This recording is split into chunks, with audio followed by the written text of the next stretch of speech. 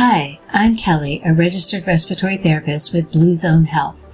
Do you feel breathless much of the time? Are you unsure of how to manage your breathlessness?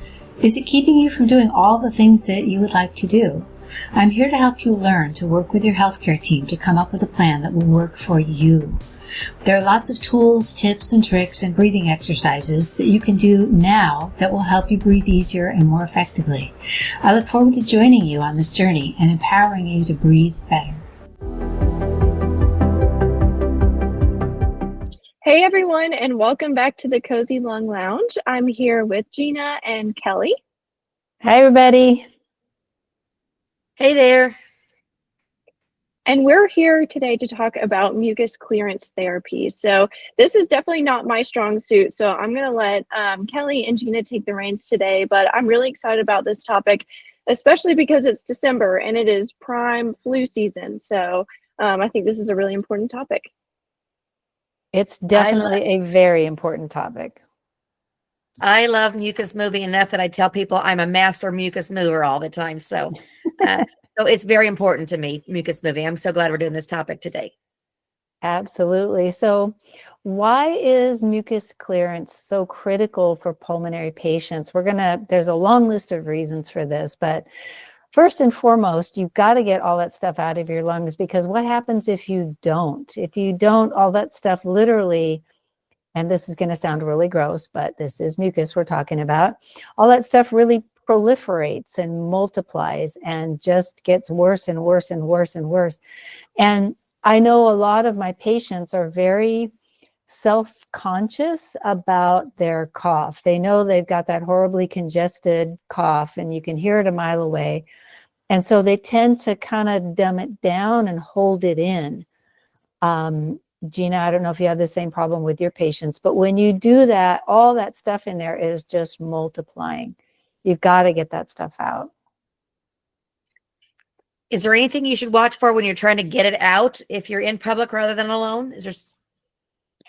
I think that, well, a couple of things. If you're in public, if you can excuse yourself to the men's room, ladies' room, whatever, that's always a good idea.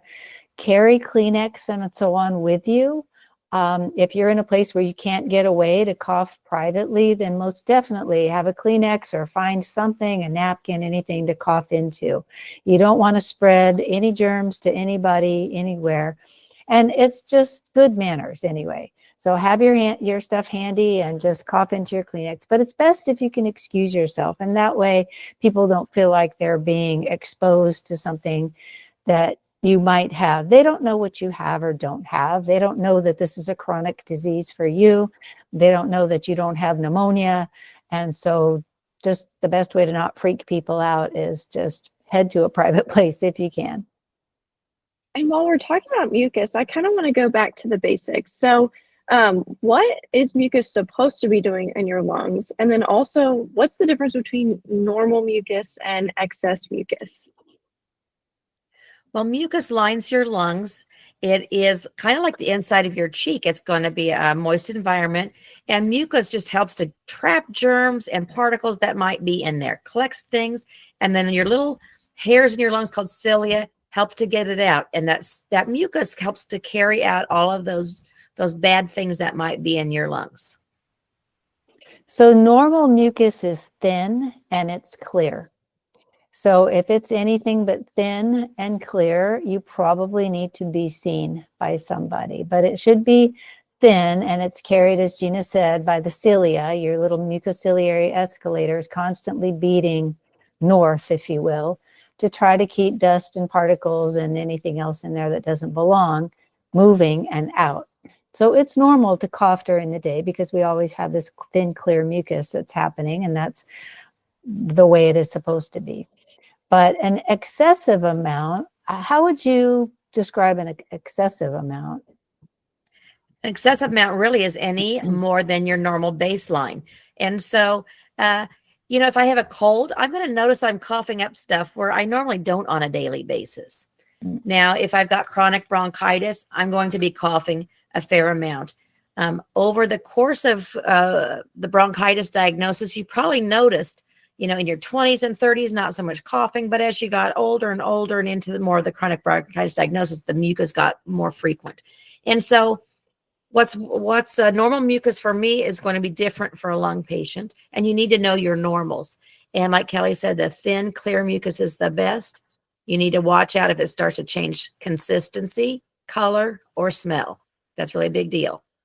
Absolutely. And again, don't try to hold it in. If you can get to somewhere and cough, great. The best practice, I think, is if you're going out to breakfast, out to lunch, dinner with somebody, or you're going to a party, before you get there, practice your cough techniques, which we're going to talk about a little bit later. But before you go into a public place or before you go in with friends and family, do your coughing so that you get all that stuff out, and then you don't have to worry about it. Now, if there's a lot built up, we talked about that in past episodes. We're going to talk about it next year in our disease courses. But, if you get the mucus stuck in there, it's going to lead to a lot of problems. It could be some infection at the side of the mucus buildup. Beyond the mucus, there's still airways back there beyond the mucus that need to have some air.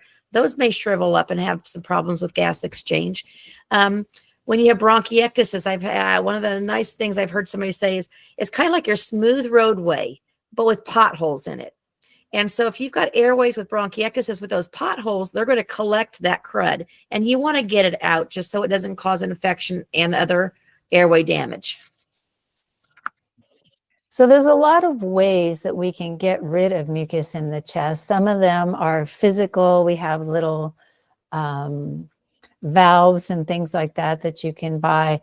We at BluZone here, we don't recommend any particular one product. They're all good, with the exception of some of the cheap stuff on the internet. I would stay away from that. But if you have more mucus than you'd like to have, ask your doctor if he can give you a prescription, he or she, a prescription for a device. And this device could be something that flutters. It could be something that, there's all different ways that it works. The most common one is something where the pressure oscillates, and that oscillating pressure gets transmitted into your chest, and that chest oscillation helps bring that mucus back up. It's the best way I can describe it. That's really cool. So we're talking about mucus that's stuck in your lungs. We're going to vibrate it out in some way. There's lots of ways to do that. We'll tell you the steps on how to do airway clearance therapy in just a little bit. If you clear your lungs, you're going to be less breathless during the day. You'll be able to walk farther, and you'll just feel better when you get your lungs cleared out. We're going to talk about the types of clearance, and you really should be doing this every day. Even when you feel well, continue to do your airway clearance because we want to keep your lungs well. So twice a day at minimum. This is not a medicine, so it's not going to, you're not going to overdose on medicine. So those kinds of things, you can go up and down with your doctor's guidance and do more or less depending on how much mucus you have in your lungs. So that would apply to most of the therapies we'll talk about today. I know we're talking a little bit about devices, but what are some of the different techniques that people can do just at home without devices that may help with some clearance? Well, I think the huff cough technique is probably the easiest one. You don't need any equipment or devices. You can just do it. But it's where you consciously are coughing, and maybe you do it about 10 times in a row. So sitting yourself up nice and tall so that your diaphragm drops, maybe holding onto a pillow if you want to and hugging that pillow, taking a slow deep breath in through your nose, and then just open your mouth wide and coughing. So when we cough, we have to kind of close our throats a little bit. And that's hard to do with an open mouth. Try it. But that's how you get a huff cough, is by take a deep breath in through your nose, hug that pillow, and then as a little bit harder than that. I'm not going to cough into the microphone, but just trying to get some things to move. I think that's the easiest way. There was a girl that I saw that was wearing a vest, and she had cystic fibrosis. I want to say she might have been 15 years old. My goodness. She had the best huff cough I've ever seen. She, every 2 minutes, she stopped and did her cough during her airway clearance therapy. And it was just like her doctor taught her. And so it was just so much fun to see effective airway clearance in practice. There's also other things you can do. There's chest physiotherapy you can do. Some people have those little cups, or they just use their hands and they clap on their chest. There's also postural drainage, where they may have you put a pillow on a bed and then lie over that pillow with the pillow under your waist to try to let gravity help you drain some of those secretions out. Now, there's something called pursed lip breathing we've talked about before, which can help. So I'm sure many of our listeners have had a pulmonary function test before. Many times when I'm doing that pulmonary function test, I get mucus to move. That's because we're taking great big deep breaths in. We're blowing it out nice and slow and just breathing in and out so much deeper. So that that's just a cheap and easy way to work on airway clearance in the big deep breaths and let it all out. Hold your breath, get some air behind any of those obstructions that might be there, and work on that huff cough. So air behind the obstructions, get it all out. Should we talk about some devices, ladies? Sure. We don't want to talk about any one manufacturer, and I only would be at tops 1 or 2 manufacturers' devices in our house. You're going to hear them called flutter devices by and large. That's a brand name. A flutter valve was the original, just like Kleenex. Everybody calls it Kleenex instead of tissue. We call all of our airway clearance devices flutter valves sometimes in the respiratory world. You see my shirt, I've got my respiratory therapy shirt. Why is really more important than how. So why we're doing airway clearance is super important. There's many ways to get it out. The best ways for you and your doctor. But the flutter valves, it's really a positive expiratory pressure device, gives you some positive pressure, and then that oscillations that Kelly talked about. Some of the brand names be Flutter, Aerobica, Acapella.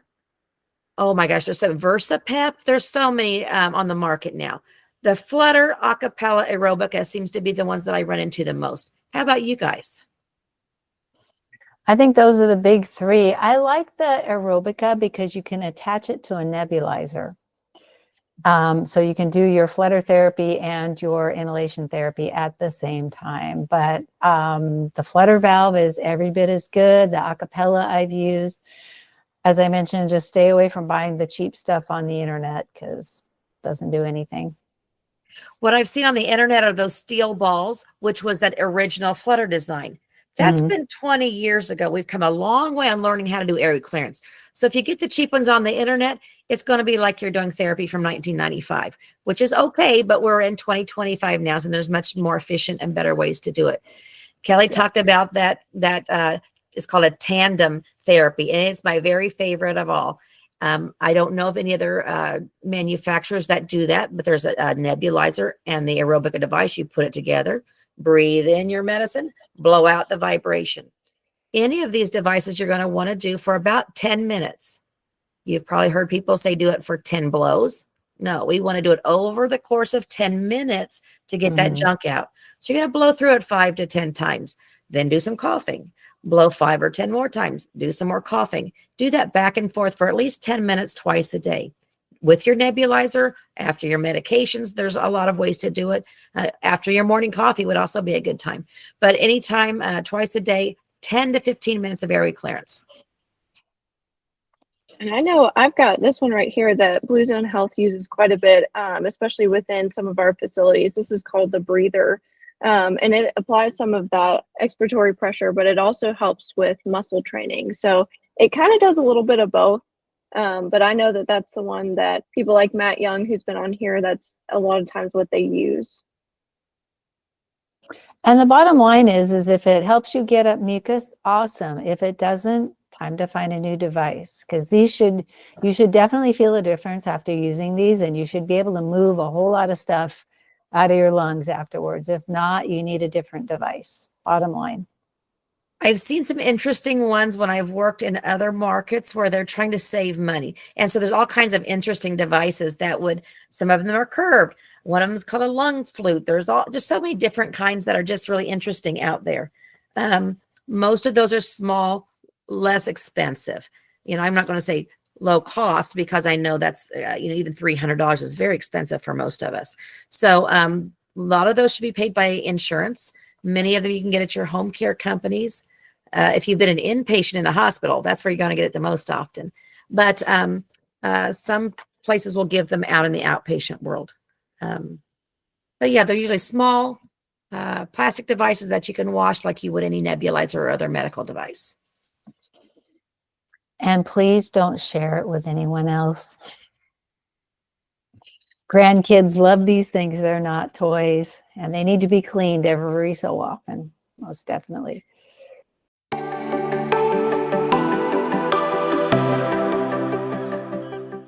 Hi friends, this episode of the Cozy Lung Lounge is brought to you by Hootenanny Joy, where your health and wellness take center stage. At Hootenanny Joy, we know how overwhelming it can be to stay on top of your health, especially when life gets busy or chronic illness adds challenges. That's why we've created self-study programs designed to meet you right where you are. These programs are simple, flexible, and packed with tools to help you thrive. And they come with something extra, access to a live health coach. That's me, to guide you every step of the way. Whether it's improving your sleep, learning to nourish your body, or managing stress, our programs combine proven science with practical, real-life strategies. You can work at your own pace, get the answers you need during coaching sessions, and feel confident you're making progress. Ready to take that first step? Visit hootenannyjoy.com to explore the programs and choose the one that fits your journey best. Hootenanny Joy, because your health deserves a little joy.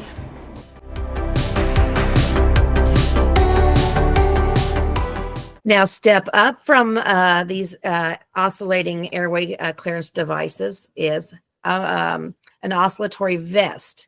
And so that would be something you put over your body. It could look like a real vest. It could like a band around your chest, and it vibrates you. Now, if you remember those things from the 1970s where they put you in the weight loss belt and you just jiggled, that's kind of what the vest is. And so it doesn't take any work. You put it on and you just wear it as prescribed. Those come from 4 or 5 different companies. Your doctor would order that through their office.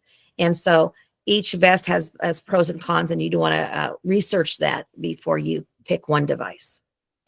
The vests are generally for people with lots and lots and lots of secretions that are hard to manage. They work, but for moderate amount of secretions, your doctor probably won't order you a vest. But if you have a lot, you can always ask about it. It's a good thing. And one thing about, since we're talking about mucus and secretions, is how else can we minimize or thin out those secretions and make them easier to get rid of? That's a good one. The most easiest, most common sense method is water. Drink a lot of water. Now, you got to watch out if your doctor said not to drink so much water because of your heart or other reasons. That goes first. But water is good. I got another secret, Kelly. I bet you know what it is. Leaning over a bowl of hot water. Yeah, hot. I was going to say coffee, but any sort of those hot liquids, yes. Yeah. Steam, any kind of steam, even cool air mist, anything to hydrate the airways will definitely help. And there was a study done about coffee and tea counting as your daily hydration. But coffee can be and tea as well, can be very dehydrating. So just be careful if you're counting coffee as water, because it's really not. Water is the number one best thing. But if you're drinking a cup of hot coffee or tea, definitely breathe in the steam from the mug. It's something about coffee. Also, you drink it in. That warm liquid just seems to work. The caffeine in the coffee sometimes works some air clearance. But again, you need to have lots of water also for those secretions. Boy, we've got all kinds of things. What else is out there for secreting secretions? If you really are having a hard time, I just blanked on the name of it. The expectorant cough syrup. What's the name of it? That Mucinex. Guaifenesin. That was it. Guaifenesin. So cough syrups with guaifenesin in them will work. It will also completely dry you out. So just be careful when you use it. Ask your doctor about it. But Mucinex is good. I think that's about it over the counter. Now, your nebulizer treatments can always work. Many of you have inhalers, but if you have a nebulizer, that's going to give some moisture to the airways. There's even some hypertonic saline treatments would be saline has 0.9% sodium chloride in it. With higher concentrations of salt, that kind of works in there to move the mucus loose also. So you might get a prescription like that from your doctor. And sometimes, Gina, for all of those years that we gave treatments in the hospital, right? We give them a nebulizer treatment and then we'd say cough. Really, the albuterol or whatever it is you're taking takes a good 10, 15 minutes to really relax the airway. So if you're giving yourself a breathing treatment and then when you're done, you're trying to cough stuff out, give it a good 10, 15 minutes to relax those airways so you can get that stuff out. And sometimes if I had patients that were really congested after their treatment, I would just dump saline in their nebulizer and say, here, just go for 5 more minutes on nothing but saline, just to moisturize and loosen and get things moving in there. And I know a lot of patients at home get their albuterol unit dose, so you don't have any extra saline, but you can always buy some at the pharmacy. There's a lot of extra medications on the market, I'm sure, in development. There's an old one called Mucomist. People still give it, not particularly effective, but it comes and goes from year to year. And so there may be new research studies out about this medicine. That's the brand name. N-acetylcysteine is the generic name, and that's really a big buzzword in a lot of nutrition worlds. That's different than what you inhale, but you might hear that word out there. I don't know what other mucus medicines are off the top of my head. There's not that many, but I think water is best. And then second to that is activity. Keep yourself moving and walking and just moving around. If you just sit all day, all those secretions love gravity and they're just going to go to the bottom of your lungs where it's even harder to get them moving. Whereas if you're out walking, moving around a little bit, it helps to keep things moving. And if you don't really believe that, through the COVID epidemic, we had people that had a lot of pneumonia. They lay on their back and all the pneumonia comes to the back of their lungs. We would flip people onto their bellies. You want your good lung to be down to get the blood flow through. And then we put that bad lung up at the top and then you could switch around. And so even when you were paralyzed in the bed on a COVID ventilator, we were still moving for you. We still want physical therapy because it's so important to keep things moving. Definitely. And it's not just your body that should be moving. I mean, your lungs move a lot more when you exercise. When you're moving around, you're breathing deeper, you're taking more forceful and bigger breaths, and you're also breathing quicker. And when you do that, that can also help get the mucus moving a little bit, and really help try to get it out. So even just taking a quick walk, doing things around the house, maybe it's vacuuming or cleaning, or you say, this is my 10 minutes, I can clean and I can help with my airway clearance. And you can do both at the same time just by getting that heart rate up, getting your breathing rate up a little bit. That will make a big difference. Absolutely. And I think too that a lot of people don't really have a routine, like a mucus clearance routine. They wait until they catch a cold or something, or some virus comes their way and, now they're all of a sudden full of secretions. And I think it's important with COPD and even asthma, just to make sure you've got a routine morning and night, in addition to moving and exercising and hydrating and doing your pursed-lip breathing, just doing some huff coughing, first thing in the morning, last thing at night. A lot of those, the buzzword nowadays is called habit stacking. So if you're already doing one thing, add something else on top of it. When you get those 2 things done, add a third thing. So you'll do your nebulizer, you're going to do your airway clearance, and you're coughing all at one time. If you're taking, other things, you may be doing your pills at the same time. So having all of the things together, like she said, habits. A lot of my patients tell me that they used to do their coughing routine in the morning in the shower, that the hot, steamy water helped them. I had other patients tell me that the hot, steamy water makes it hard for them to breathe. So whichever camp you're a part of, but it's something else in the shower. I know Kleenex doesn't last long in the shower, but you could have something there that you could cough into after the steam has had a chance to do a little work. Now, I would say you're in the shower, just cough it down the drain and be gone. But that's a really good tip there, Kelly, especially if you have a shower chair. You could sit there and not worry about coughing and maybe getting dizzy, but sitting in a chair and really taking in that steam and doing some really deep purposeful breathing exercises. Yep.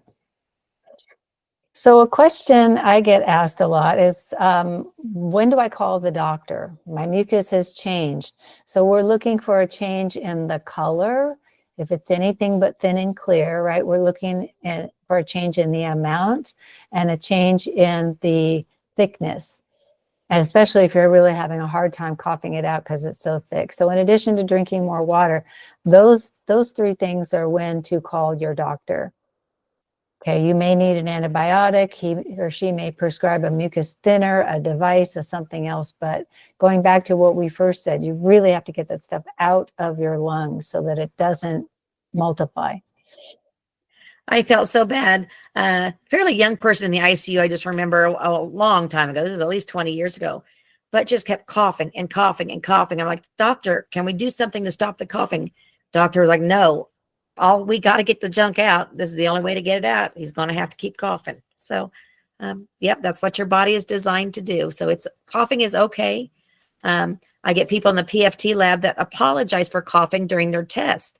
And I'm like, nope, mucus is my moneymaker. It's been paying my bills for all these years. So no, it's okay. Cough, get it out. That's what we're here for. And just be careful also, if you have one of those chronic coughs where you're coughing so much and nothing's come out, you don't want to take a cough syrup that's a cough suppressant. You want to take an expectorant. You want the opposite. And I know you're still going to be up all night coughing, but you got to get this stuff out. I had a lot of patients say, I cough all day, nothing comes out, and then it keeps me up all night. So I take a cough suppressant before I go to sleep. And I say, no. We want to make sure that stuff gets out of your lungs before you go to sleep. And maybe if we worked and got it out, you could sleep because your body wouldn't be trying to still get something out that doesn't belong. So read your labels carefully if you're going to take any kind of cough syrups. What happens if a cough goes wrong? What kinds of things might happen while you're coughing that would be dangerous?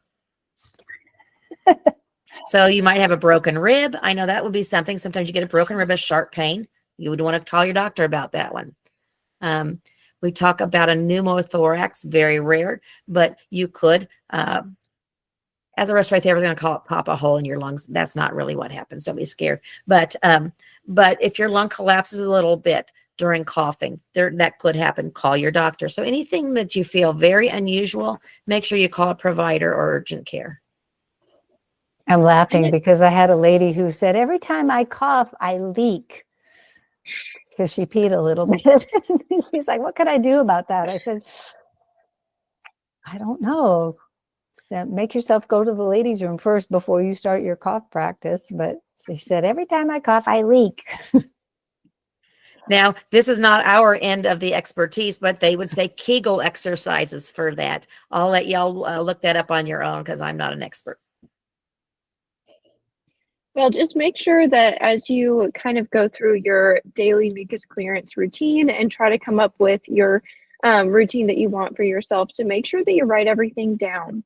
Write down what your normal is. Write down what practices you're going to do and when you're going to do them, just to keep yourself accountable and also to bring with you to the doctor so they can know what you're doing, know what your baseline is, so that if anything ever does get worse, if your color, volume, thickness, anything like that changes, you have notes saying this is what my normal is and this is what's changed. Yes, because they're going to ask you when you get to the office for that yearly visit. And it'd really be handy if you knew that, 3 times over the past year, I had a flare up or an exacerbation where my mucus was yellow or green. That's really important to share with your doctor, and having that record would be a really easy way to do that. Some doctors will even prescribe antibiotics just for you to have on hand. If you're a seasoned COPDer and you know that when your mucus changes color, you're in trouble, rather than trying to make an appointment and going through 15 people and trying to get to the pharmacy, sometimes if you just ask your doctor, you know what, if I had yellow mucus, amounts of yellow mucus, what would you prescribe me? Well, some doctors have a broad spectrum antibiotic that they like. Okay, let me keep it on hand. And that way I'll take it at the first sign of this, and then I'll get in to see you when I can get past all the gatekeepers and the insurance and when your schedule permits kind of thing. Because I know there's a lot of people that have a hard time getting in to see their doctor. We're having this problem right now in the desert. We got everybody coming back from the northern parts here this month and next month, and it's impossible to get in to see your doctor. And what we don't want to have happen is that you wait, and then you wait too late. Next thing we know, you're in the emergency room. So at your annual checkup, just ask, is there a broad spectrum antibiotic you could give me to keep on hand? I'll let you know if I start it. And if it's the wrong one, if it hasn't done anything by 4 or 5 days, I will promise to come in and see you. Kelly, that sounds like an action plan. I think it is. And if anybody ever has any questions, don't forget that Gina and Kelly are both respiratory therapists and there are health coaches at BluZone Health. So please reach out if you have any questions about maybe just the huff cough and going through some different airway clearance techniques to do at home. They're really helpful with that. And Amy, what page can they find us on? It's BluZone, BluZone.health / is it coaches page? I can't remember. I should know this. Let's see. Yes. So there should be a coaching page. So I think it's just BluZone.health and then /coaching page. Great episode on airway clearance. I really enjoyed talking about mucus. It's a lot of snot, but we got to get it out. Yeah, it's BluZone.health / coaching -page. Perfect. And I'll add that into the show notes so that anybody who's curious or wants to meet with these ladies can. Good. That's part of your coaching package. We're going to go through, and if you don't have the right airway clearance, we're going to kind of talk through what might work for you. And then you can go back and talk about that plan with your doctor. So those are parts of the things that we talk about in coaching. We'd love to talk to you and get you on a journey to being your best version of yourself, no matter what you have going on with your lungs. Well, thank you guys so much for joining us, and we will see you all in the next episode of the Cozy Lung Lounge. Bye. Bye, everybody. Living with a chronic respiratory condition doesn't mean giving up the things you love to do. At BluZone Health, we're here to help you breathe easier and rebuild your strength. Our online cardiopulmonary rehab program offers tailored exercises, self-management training, and expert support from certified respiratory therapists. Accessible anytime, it's designed to reduce breathlessness, improve lung function, and empower you, all while connecting you with a supportive community. Visit BluZone.health and take the first step towards stronger lungs and a healthier future. BluZone Health. Breathe better, live better.